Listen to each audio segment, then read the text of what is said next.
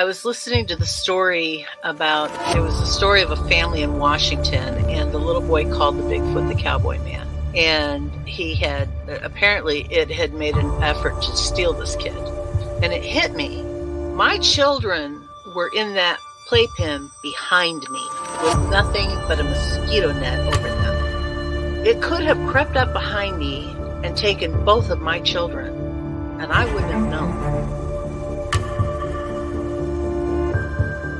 Father just got like a Mustang or something from Wyoming, okay? He had it out in the corral because he couldn't put it in the barn in the stalls with the other horses because it would kick and made all the other horses nervous. Had a Seminole Indian working the horse trying to break it every day. So they had it out in the corral. This skunk ape snuck up behind this horse and grabbed it on its hind quarters. This particular horse kicks out, jumps over the corral, runs into the pasture, to get away. At this point, the rancher's out there just blasted away with the dirty.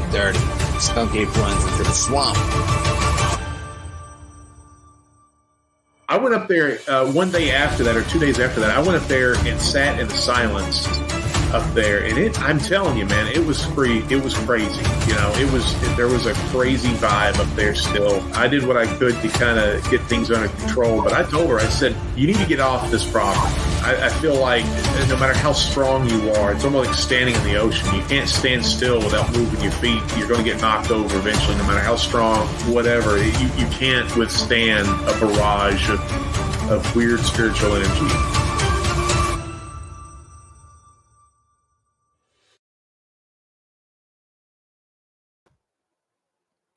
What's up, everybody? Welcome to this special episode of Paranormal Odyssey Live. This was literally a last-minute thing, and it wasn't put together very well, so I apologize for that. Had my times mixed up and all of that good stuff, but we are here. Looks like not a lot of people got the word, but people will be filtering in, I'm sure. All right, before we get started, everybody, if you would, please hit that subscribe button if you have not done so already. Sure would appreciate that. If you've had an encounter and like to come on, share it with me. I'd love to talk to you about that. Shoot me an email to wayne@paranormalworldproductions.com. I want to invite everybody to check out the website, paranormalworldproductions.com. Show some support not only for this show, but also Brian's shows, Sasquatch Odyssey, True Crime Odyssey, and all that good stuff. We would appreciate that. All right, guys, if you have any questions tonight, what we're doing tonight is I've got Pat Turner from Squatch Talk backstage. I'm going to be bringing him on in just a minute. We're going to be talking about the disappearance of Dennis Martin. A lot of you know I've been doing these little short stories on the channel here for a little while, almost 30 of them done now. I did one on Dennis Martin last week, and it was by far my biggest one. I got the most response from it even before it actually was aired. I did a little teaser on it on Facebook and got all kind of reaction, people commenting. One of them was Pat. Pat and I go back a little ways. We've worked together on several things, and he commented he wished that he could have been a part of it because he's got a lot of information on this subject. So I told him I've been wanting to do a show on this topic for a while and asked him if he wanted to be involved, and he was all for it. So I appreciate that. I'm going to be bringing Pat out in just a minute. I do want to announce, though, there won't be a show tomorrow night on our regular night. As y'all can see, Lisa is not with us. Lisa, and the reason we're not going to have a show tomorrow is Lisa's not going to be here. Lisa is in the hospital right now. She had a bad infection. She sent me this picture, and I don't think she'd mind if I share it with you guys. So keep Lisa in your prayers. But There she is. She had a really, really bad infection to go septic, and you can see her face is really swollen. She's in the hospital right now. So keep her in your thoughts and your prayers. So we rescheduled tomorrow's show. So I wanted to tell everybody to keep Lisa in your thoughts, if you would, please. But yeah, all that being said, if you got any questions tonight or any comments or anything, feel free to send those over. As always, questions, put those in all caps if you don't mind. Just make it a little bit easier for me to see. All right, guys, I think that's it. I think I'm just going to go ahead and bring Mr. Pat on. Pat, how's it going, buddy? Hey, what's Wayne? Can you hear me okay? First of all, so you didn't really mic check too much, but Yeah, there was a bit of a delay there when you first came on, but it seems to be okay now. okay. Yeah, great to be back on with you, dude. It's been a minute since you and I were on here together. But sorry to hear about Lisa too. By the way, that's so yeah, man. Thoughts and prayers with her. Yeah, that's bad stuff to go through. Looks like so. But yeah, and great to be here. Thanks for having me on. I really appreciate it. Yeah, man. Always enjoy having you on. Thing I've always admired about you is you do not hold back your opinion. That rubs some people the wrong way. It's never bothered me. I've never shied away from having you or doing anything with you. I appreciate that quality in a person. So can't help but think you might have some interesting thoughts on this topic. Let me just I'll go ahead and start a little bit of the story, and if I have anything wrong or you've heard something, Pat, jump in and correct me, and then we'll start sharing some theories if that's okay. Yeah, sure. I mean, go ahead, and we'll definitely get into the rundown of the big questions that the Bigfoot world seems to have about this real world event that did happen back in 1969. Tragedy. Absolutely, that's the best way to describe it right there. Is a tragedy. Is young Dennis Martin. It was Father's Day weekend, as you said, 1969. It was a family tradition for the Martin men, I guess, to go camping and hiking over the Father's Day weekend, which I think is an awesome tradition. This was Dennis's first time being a part of that. And they go up to the Great Smokey Mountains, which you and I both are just south of the Smoky Mountains. You're not much further south of me, not too far south of me. So we're both south of the Smoky Mountains. It's just a few hour drive for both of us. It's a place that I go regularly, and so he was up there, a part of this trip, and they were at Cades Cove, and young Dennis was gonna. They were all gonna play a prank or jump out, scare their dad, their grandpa. Young Dennis went behind this bush. The others jumped out, scared, ha ha, hey dad, boo, all that. Dennis didn't come out. The dad was frantic, went searching for him, took off running down the trail, couldn't find him, went and got help. A huge, huge search. The biggest search in the history of the Smoky Mountains took place looking for Dennis. I think in the history of the United States. Okay, wow. Wow. Yeah. Mm-hmm. Okay. So 15 when it was all said and done, 1,500 people participated in that search. So yeah. That's a very relevant, important fact to note. So everyone note that fact. It was the largest search of any missing person ever in the woods or anywhere. And that's an important fact to note because we're going to circle back around to that in a big way. There's a lesson to be learned there. Okay. But go ahead, Wayne. Sorry. Very cool. yeah, all these different law enforcement agencies were involved, not just the park services, but local police, obviously. The FBI came and helped out with the search. And what I've always thought was really interesting, the Green Berets were brought in, and if I heard correctly, Pat, correct me if I'm wrong. The Green Berets came in, didn't cooperate with any other investigations. They did their own thing, and they mainly went out at night. Is that right? That is not correct at all. And we will Okay. get to the Green Berets. Absolutely. That is big. That's what I call Bigfoot sauce. Okay. Yeah. Yep.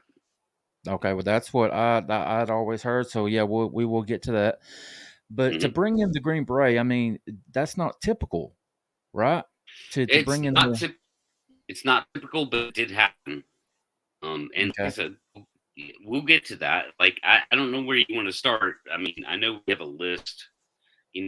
Like to me, the big questions is FBI.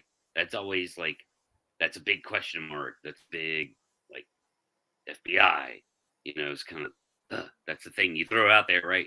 Or not you. I'm just saying that yeah. when it comes to the Dennis Martin actual event that happened in the Bigfoot world, then there's a lot of narrative. FBI is one of them. It's like this huge question mark.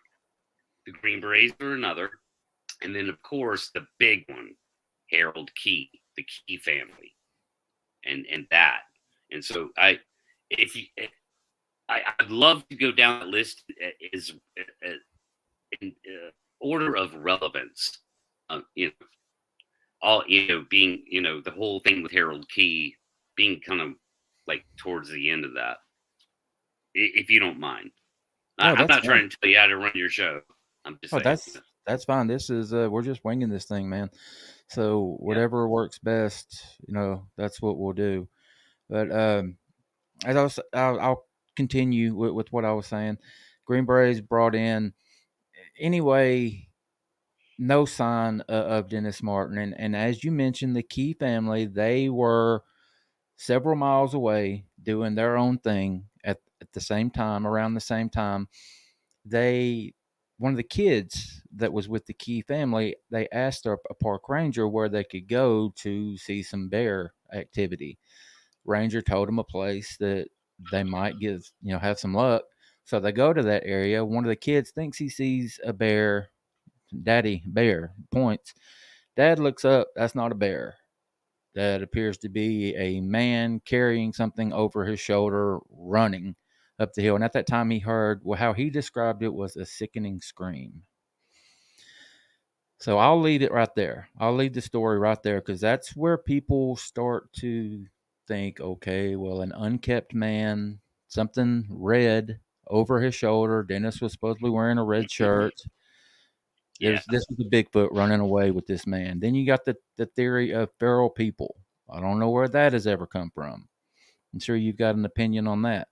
But all of that being out of the way, Pat, go ahead and let's hear your theories.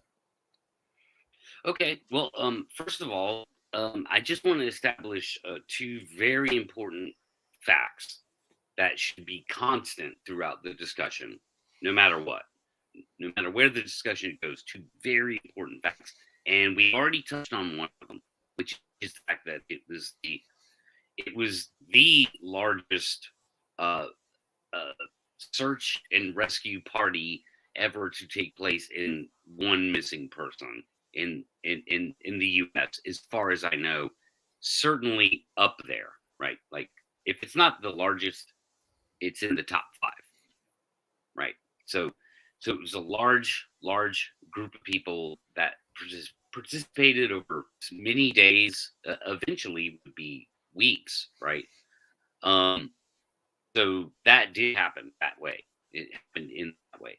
And number 2, this is also very important to remember. Dennis Martin was the 9-year-old boy who, in today's terms, we would say was special needs. So what that means for the time, I couldn't tell you the minutia of any kind of actual diagnosis that anybody could tell us today from any medical records or whatever, or family people, like, and I'm not even interested in that deep of minutia of what that exactly would be, but it definitely means this: he's not a normal kid. He's special needs. He's what we would call special needs, and everybody can wrap their head around that to some degree. That's the first time I've ever heard that, Pat. That's interesting. Ding, ding, ding. You're going to hear a lot of first times tonight, bud. and I love you for having me on to be able to address some of these things, because yeah, it's conveniently left out. Any place you see it in the Bigfoot world, it's left out either by convenience or because people don't know. Like, so if you're talking about Dennis Martin and you don't know those facts, then you're not going to say those facts. But there are definitely people who have introduced the Dennis Martin case into the Bigfoot world, purposely leaving out important facts like that. So Dennis Martin was a special needs kid, as we would define it today. Okay. So that is a fact. Sort of thing. So both those things have to be recognized as factual evidence moving forward in relative to the entire event. So that being said, I don't know, where should we start? Let's maybe work our way up to the Key family. The FBI. What do you know about the FBI involvement? And, like, what have you heard? Again, you know, I think there's a lot of narrative that's been brought purposely into the Bigfoot world, but what do you know about the FBI involvement, and what would you like to know about that? What's the head scratcher? Yeah, I don't know how it was back in 1969, but today, does the FBI typically get involved in a missing child case like that quickly? Not typically, no. What was so special about back then? Yeah, what was so special about this case that got the FBI involved so quickly?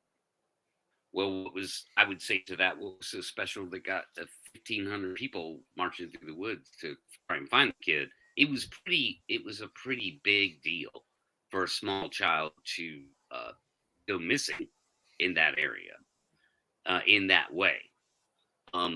So to say what was special about it, it was a big case, and it quickly gathered public awareness very fast, right?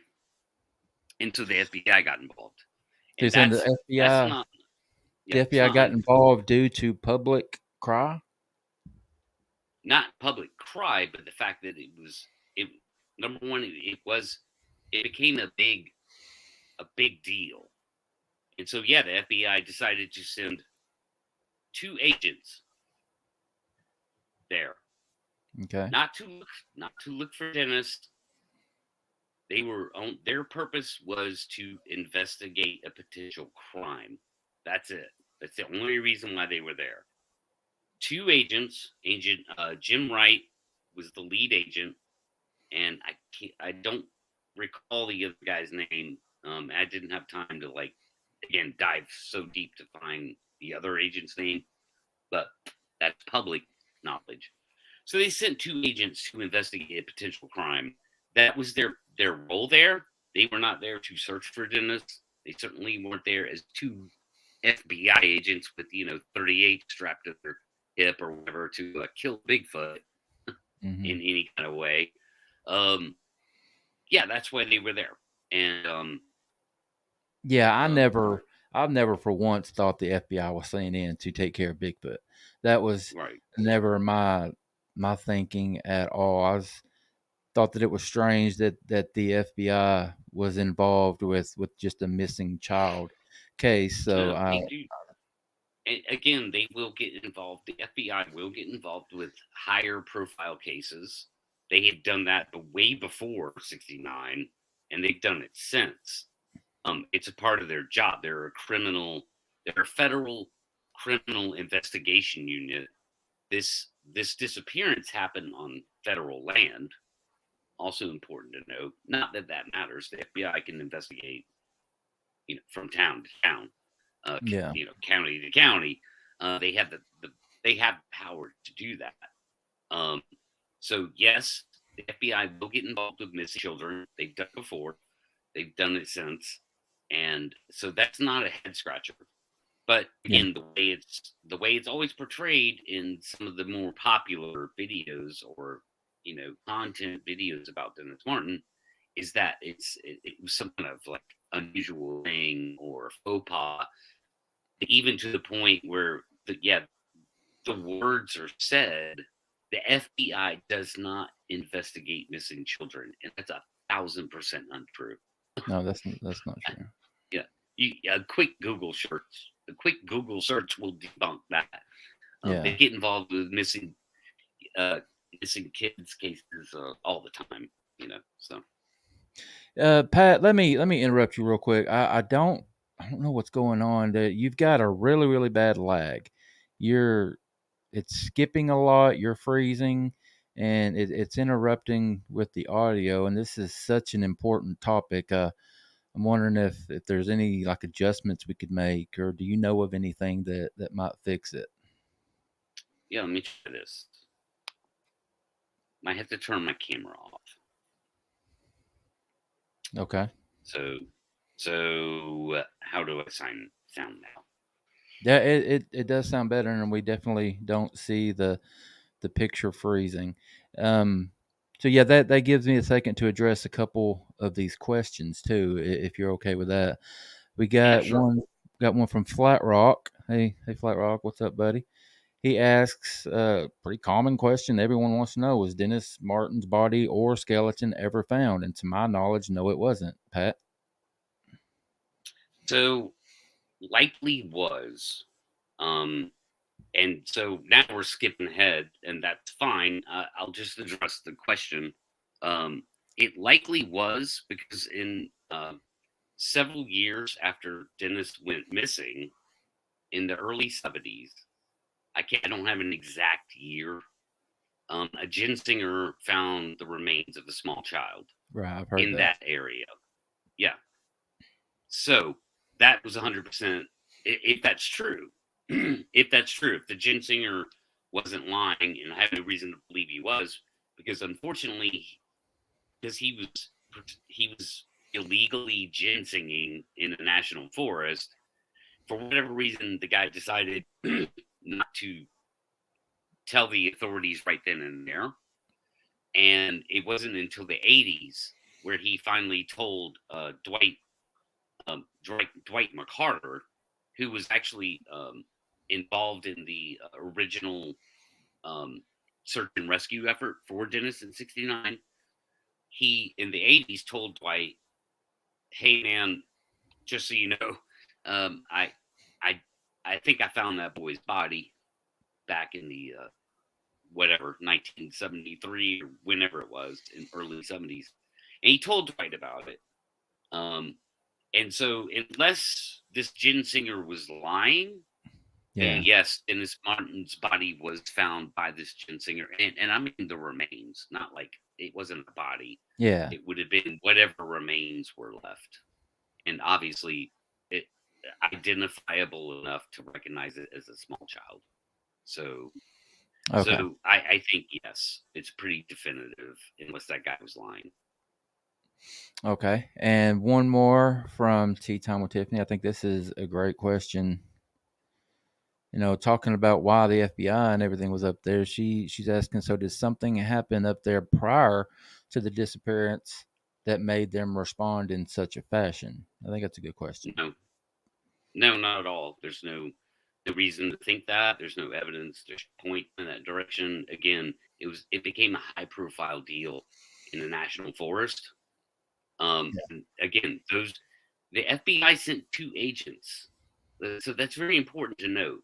It was only 2 agents, and the one agent whose name I can't remember, his responsibility was to be be ready for any kind of action, whether a body was found.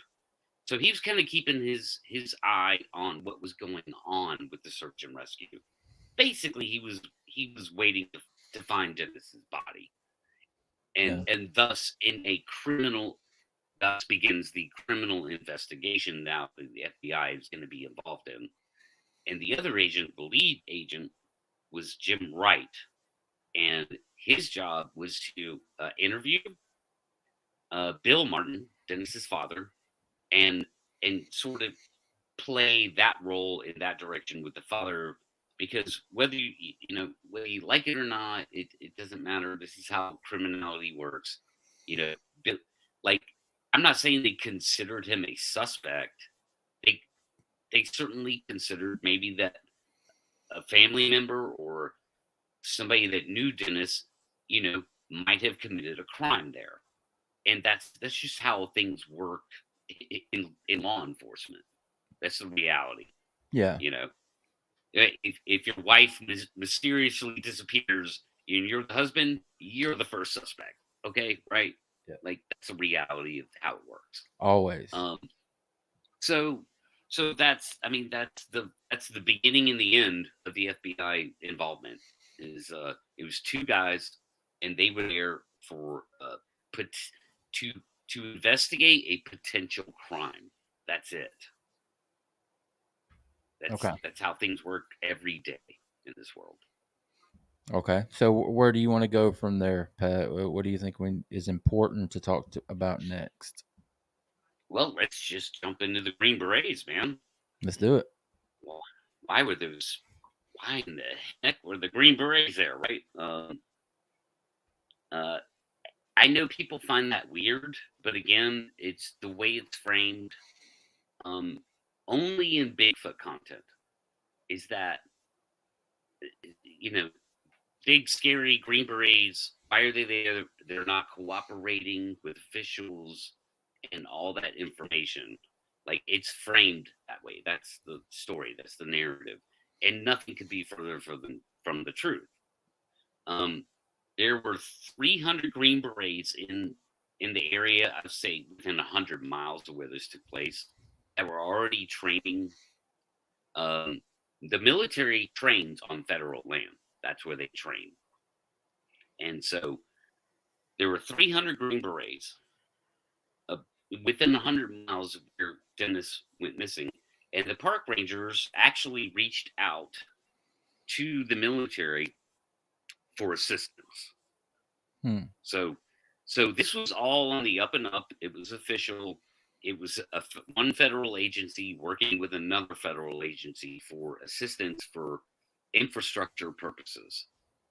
And so I believe it was about 30 Green Berets showed up to that area with equipment, and they had air support too. So there were some air assets. And the important thing to note about all of that in the actual cooperation, and I do have something I can share with you if you think you could, if you can bring it up. It might take me a second to sort of rifle through and pull it up. This is very important. In the meantime, while I'm trying to do that, I also know that these Green Berets did not show up in even for what at the time would be considered like tactical gear, like kitted out in tactical gear. No one in none of the pictures. There were pictures of these guys, and none of the pictures do I see one gun. They have rucksacks, they have things like that, but I don't. There are no long guns. I can't even find one sidearm on one of these guys. Okay, Pat, what sites are you getting all this information from?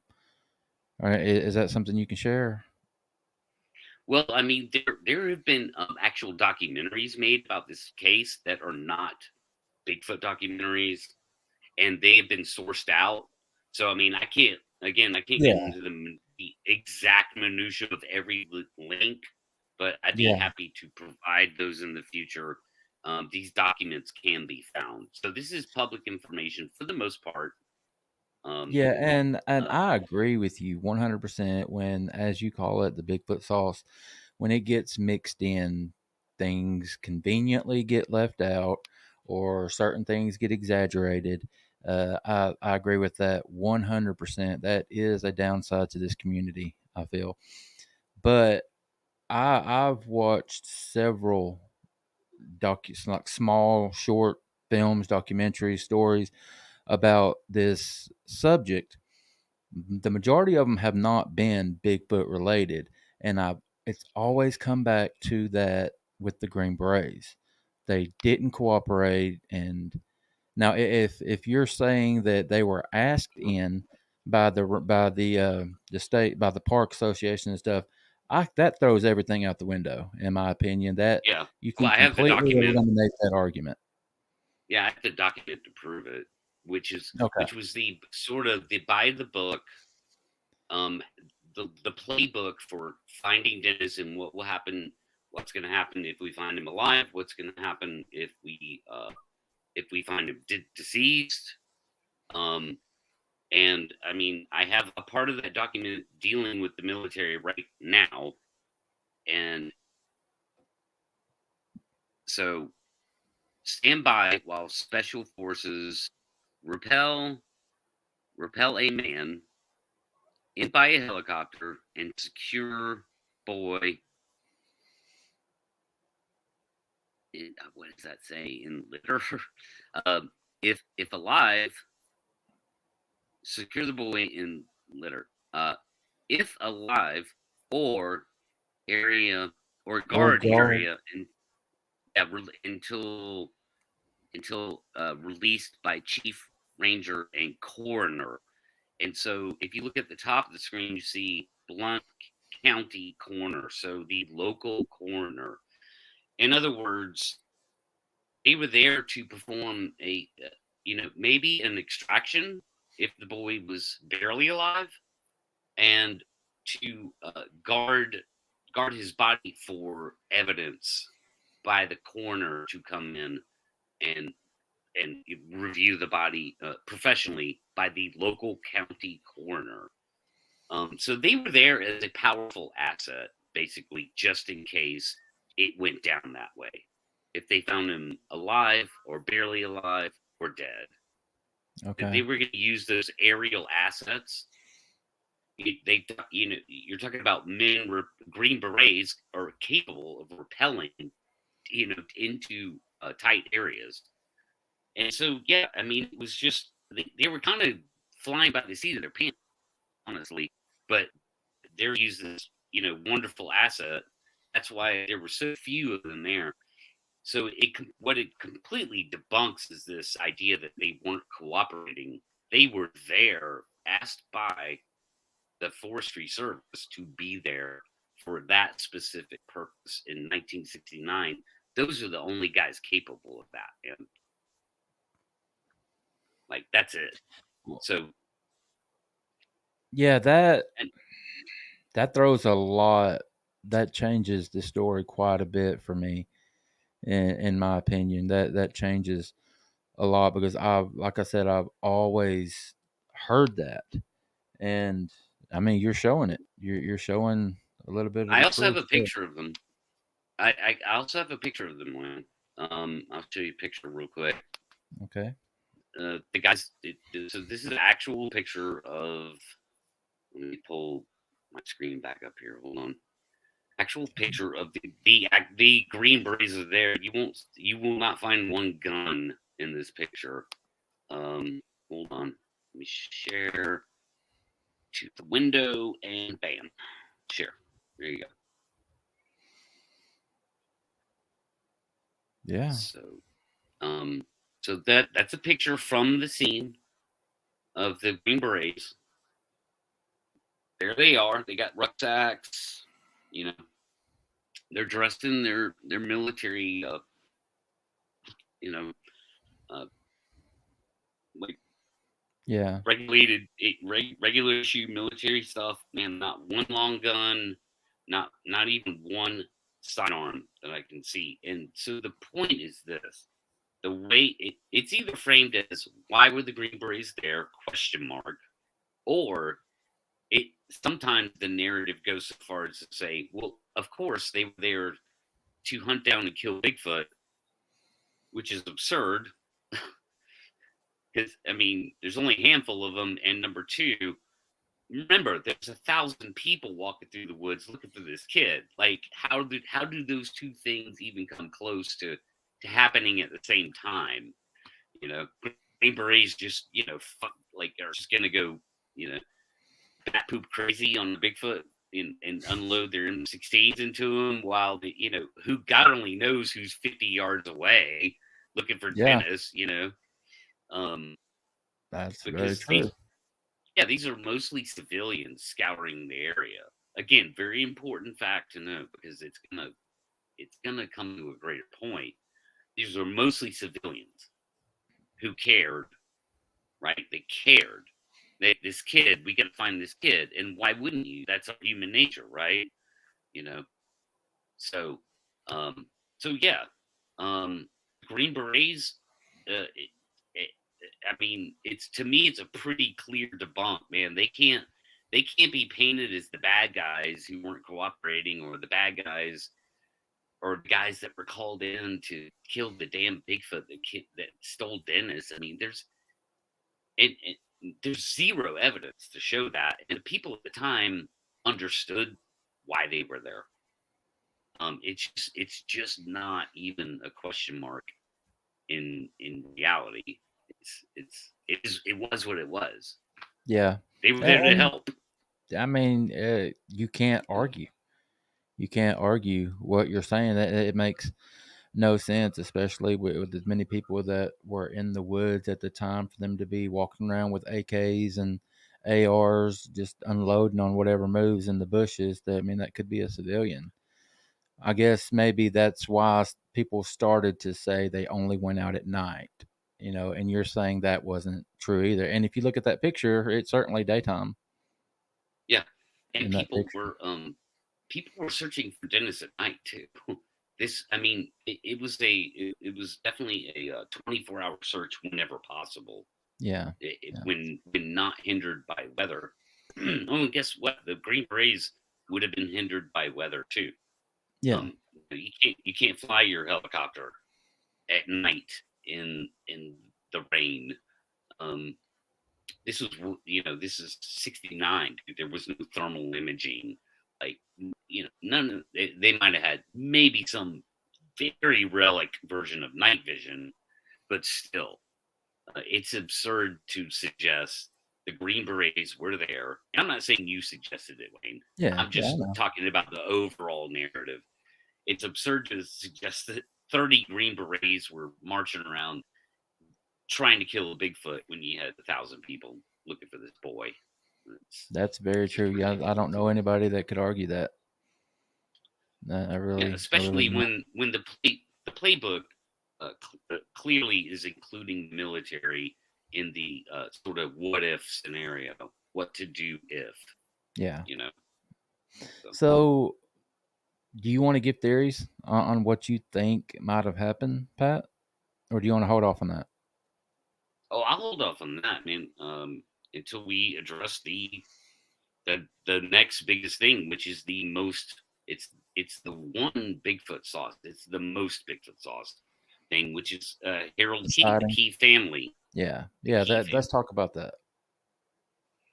Yeah. So let's I'll bring up a map. So I have a map of the area that kind of lays everything out pretty well. Okay. They were is it like 7 miles apart? Is that right? Roughly, as the crow flies, bro. With mountains in between, 3,000, 4,000, 5,000 feet above sea level. You'll see. Okay. You'll see. Where's my map? I just got to bring it up, and then I will go back here, share screen, present, share screen, window, bam. So there's our map. It's pretty good map of all the things that are involved. Okay. Let me just get back to you and me. All right, so you see down at the bottom there, you see Spence Field. That's roughly where Dennis went missing, just to the right of Spence Field, not far down the trail. Around that area, Boat Mountain Trail and the Appalachian Trail is roughly where he went missing. It was down there. Okay, so Rowan's Creek that you see up to your up to the left, up Yeah. and to the left. That's Rowan's Creek. That's where Harold Key saw what he saw. So that's where the Key family was. They were at Rowan's Creek over there. Mm-hmm. Now, everything I've ever heard said that they were at Cades Cove, and it looks like Key was closer to Cades Cove than the Martins were. Yeah, no, they were at Spitzfield. So I don't. Okay.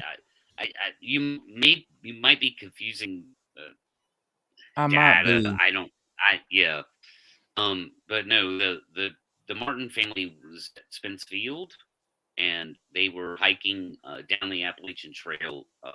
Okay, so it might have been the Keys that were close to Cades Cove, and I just had it backwards. Yes, correct. Yeah. Okay. So, yeah, and they were at what's called Rowan's Creek, actually. So near Cades Cove, but they were actually at the Rowan's Creek area, which is highlighted there on the map. So there's your terrain. You can see it again. These are 3,000, 4,000, 5,000 elevation. No trails. You see where the trails are.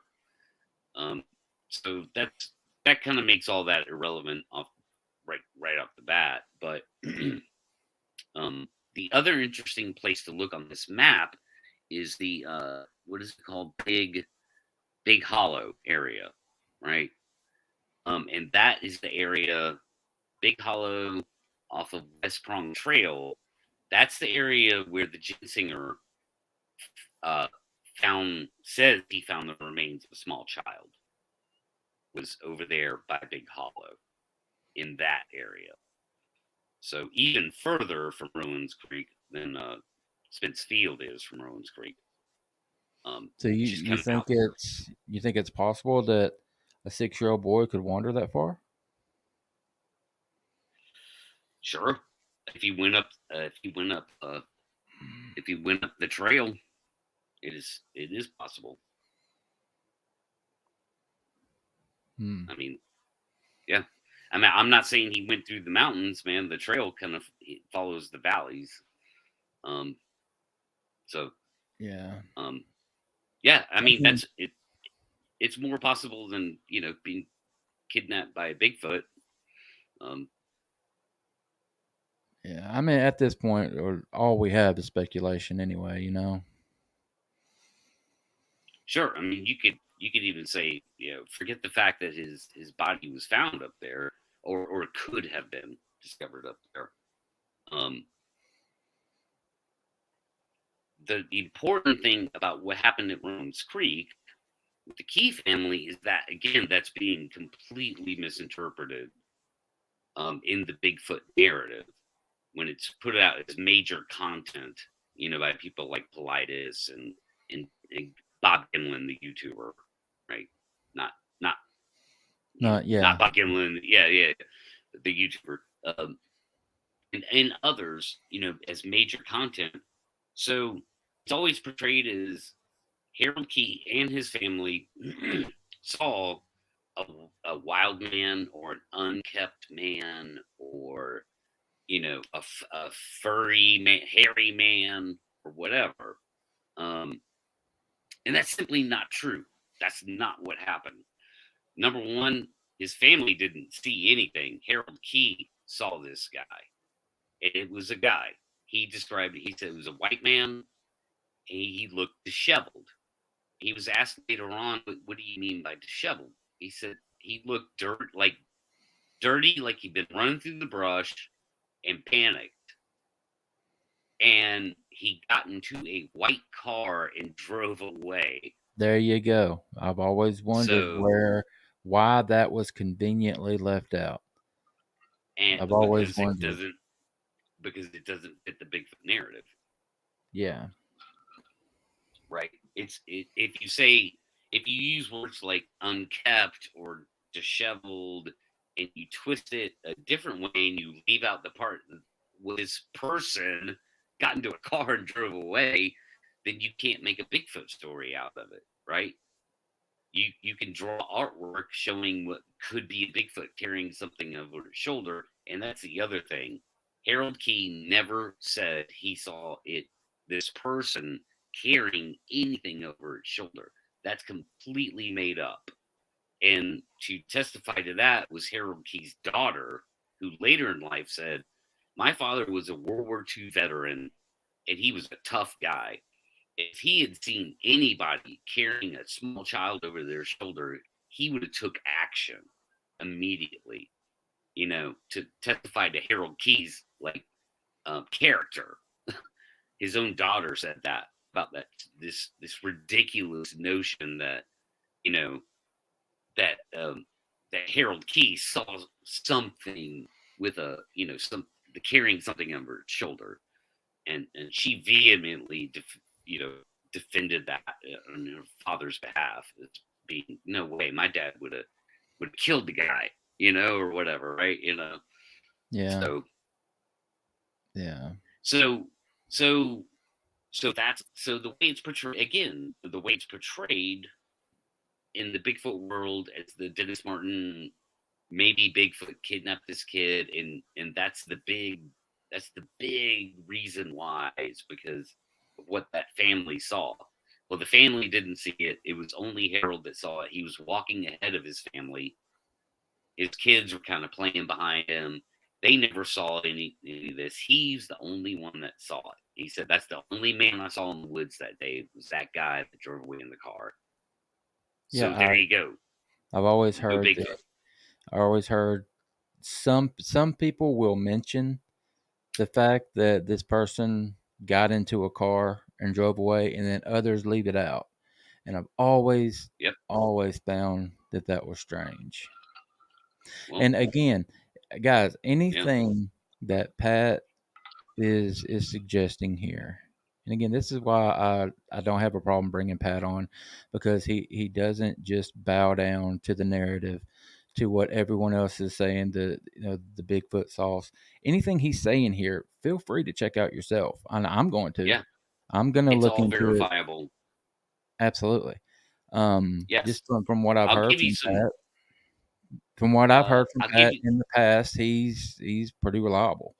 So I just challenge anyone, if anyone has a problem with or questions what Pat's talking about, do your own research, look it up, and I think you'll be surprised what you see. Yeah. Listen, I'll give you some. I'll go ahead and give you some key words to Google. Dwight McCarter. So he was the guy that was. He was a young man who was in the Forest Service, and he participated in the search for Dennis Martin. Right. So he was involved, boots on the ground from day one. Dwight McCarter is still doing media. He's been on podcasts. He's never mentioned the word Bigfoot. He was the one that had the connection to the Ginsinger. The Ginsinger came forward to him in the 80s and told his story about, man, I found the remains of what I, pretty sure was a small kid. Dwight McCarter, that's worth Googling. And also Michael Bouchard. So Michael Bouchard is a guy that he has a law enforcement background. He does a lot of sort of mysterious disappearance or unsolved murders, things like that.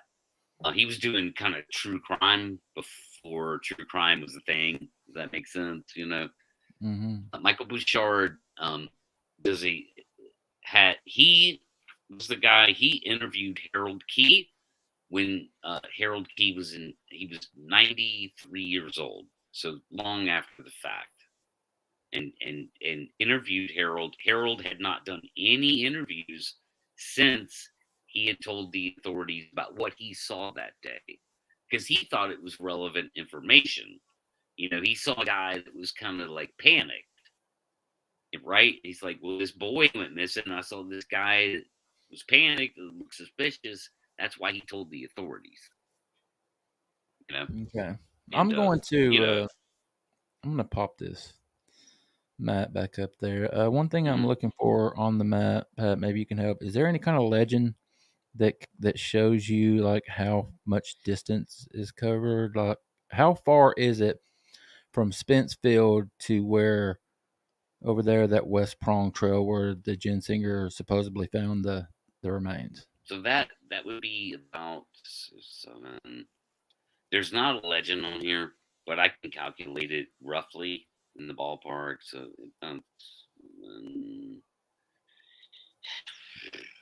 that area would be, about roughly 10 miles. 10 miles. So you think it's possible for a 6-year-old special needs boy to walk 10 miles and without, trail or no trail?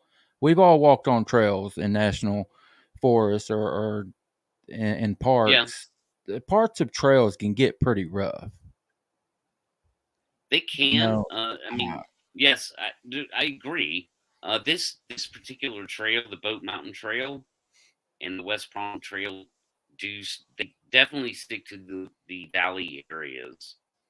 So it's not like he's walking over mountains. He's walking in between them. If that were the case, like, I'm not here to offer an explanation of how that body got from there to there. Yeah, I understand that. I'm just saying that there's zero evidence that Bigfoot was involved in that transportation. Yeah, I think there's zero evidence and a lot in this story. And of all the things that I've heard tonight, I agree with most of it. But a 6-year-old boy walking 10 miles, especially when you've got, how long would it have taken him to walk 10 miles? And you've already got searchers out there. I feel like somebody would have come across him. That's the part that doesn't make sense to me, is that far away.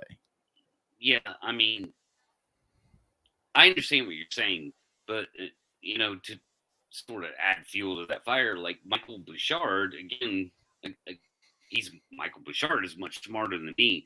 His theory was that maybe it was the guy that Harold Key saw.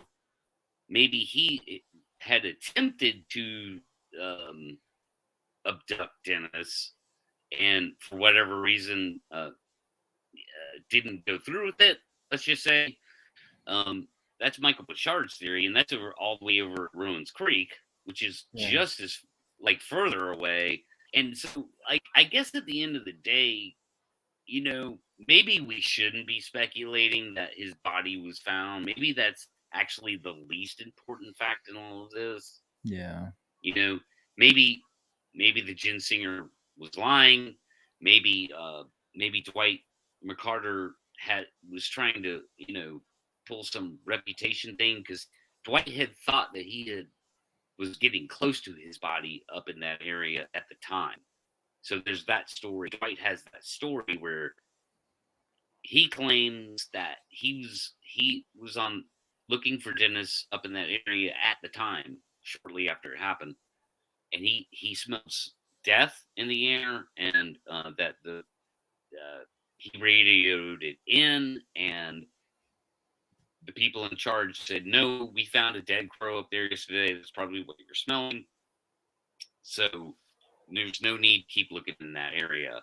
So that was kind of Dwight's whole, almost like, I think I was close to finding the kid sort of thing, Yeah. So yeah, I say that's probably the least relevant part, is that if the Gensinger actually found the body in that area or not.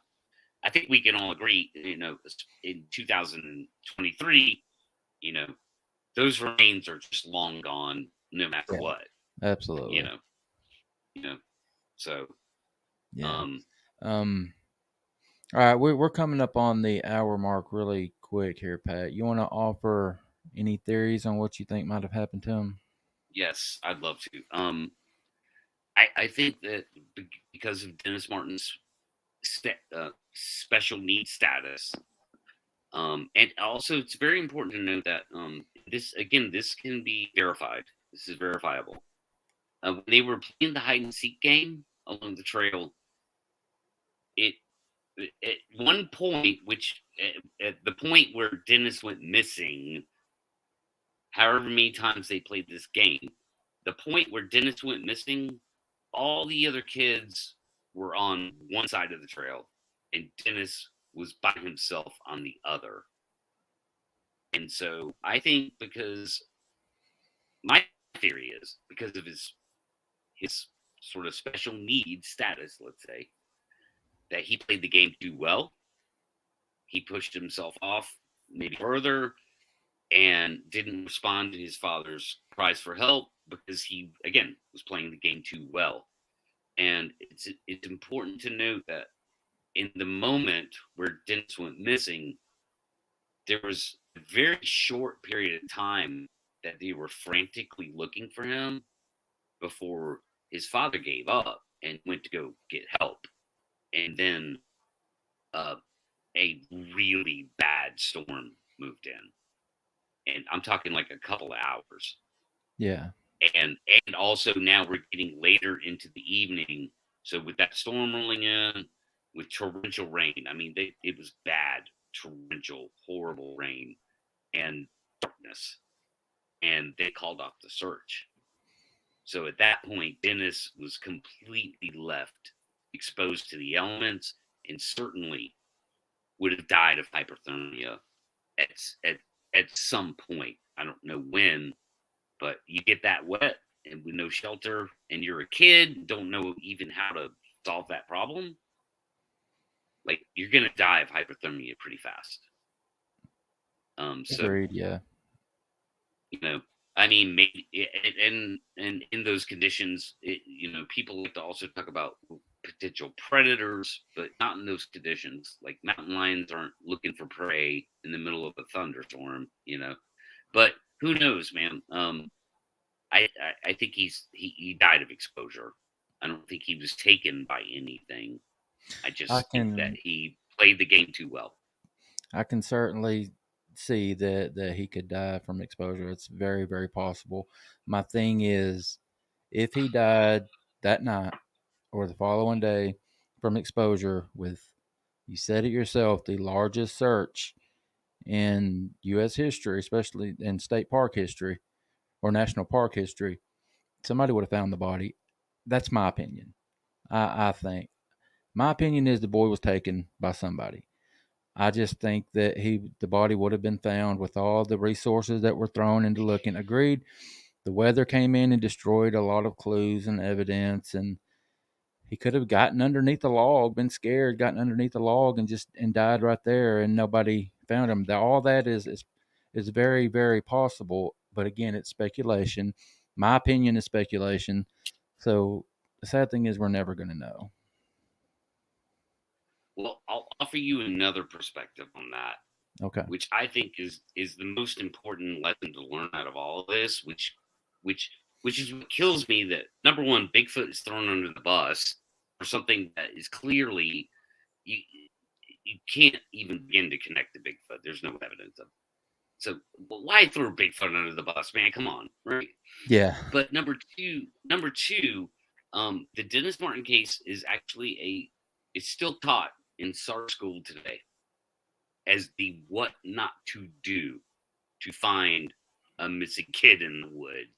You do not flood it with hundreds of people, eventually thousands of people, because the professionals, the specialized professionals who are trackers, can't do their job because literally the waters got muddy by everybody tramping through the woods, right? And it throws all the tracking effort off because now you got, hundreds, if not thousands, of whatever, 1,000 people eventually looking for this kid. The professionals can't do. So that's why, like, if somebody goes missing today, it's handled way differently. The public is not allowed to get involved in the search. They will close off the roads. They will close off the trails. You know what I mean? Like, you're Yeah. not allowed to get into the search area, even if you're a family member desperately wanting to find your, your lost loved one, right? Yeah. So that was it turned out to be a what not to do.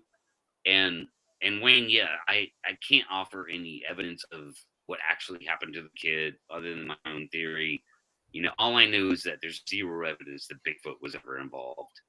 I'll And agree with that. I'll agree with that from now until whenever. It's crazy to suggest that it was Bigfoot. Um, and I said in the beginning of my video when I first started talking about it, I don't want to be, and I refuse to be one of these people that blames Bigfoot on everything.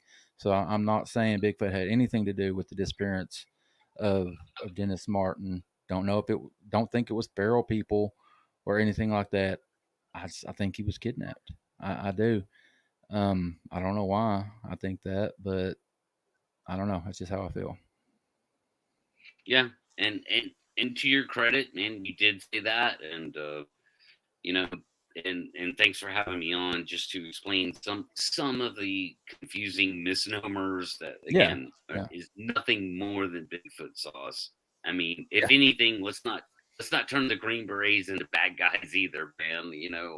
Or even the FBI. Like, I'm not a big fan of the FBI for some reasons, but two agents. Come on, man. They were there to investigate a crime, right? A potential crime. Potential Yeah. crime. Yeah. Yeah. Yeah, I mean, and I knew when you wanted to come on and talk about it, I knew what direction it was going to go. So yeah, I mean, I'm open to all sides of possibilities. So yeah, let me take this time to thank you for taking the time to come on. You were enthusiastic about getting on and doing this show. I know that we had a little bit of trouble getting it scheduled, and I appreciate you sticking with me with all the trouble and getting it done, buddy. I do. No problem, man. I appreciate you having me on. And hey, listen, bud, if you ever want to talk about the Dyatlov Pass, I'm good for that conversation too. That one freaks me out too, man. Well, I'm Uh, good for it. I'm I curious. got I We'll talk about I've it, got a man. whole file. Yeah, That's let's another tease the one. audience. Yeah, Let's tease the audience. Tease the yeah. audience with it. Come on, come on. That's Yeah, another one that I've been really wanting to delve into. Yeah, we'll talk about that, man. yeah. All right, Anytime, brother. let's get out of here, man. All right. All right, audience members, thank you guys so very much. Tea Time with Tiffany, you were on your toes tonight. Had a little bit of trouble, but she took care of it like a pro. Thank you very much, ma'am. Flat Rock, thank you as always, sir. Carson, as always, great buddy. Miss Sandra Piper, thank you guys so very much for the support. You guys, y'all take care of each other, take care of yourselves, and I'll see you next time.